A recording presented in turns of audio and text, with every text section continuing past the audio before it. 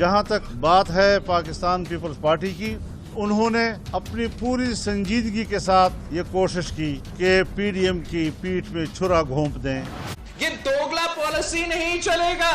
या आप अपोजिशन का रोल अदा करें या आके ऐलान करें कि आप हुकूमत के सहूलतकार हो। अगर नहीं तो इस्तीफा ही दे दें, वरना पंजाब के अवाम खास तौर पे जान लेंगे कि ये ना मुफाहमत है, ये ना मुखालफत है, ये मुनाफिकत है।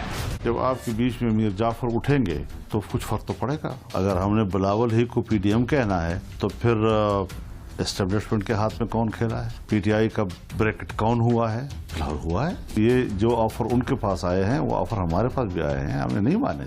वो इस वक्त भी उन्हीं की बुनियाद पे लड़ रहे हैं, सारा कुछ कर रहे हैं। हम बहुत कुछ जानते हैं, बहुत कुछ हमारे नोटिस में है।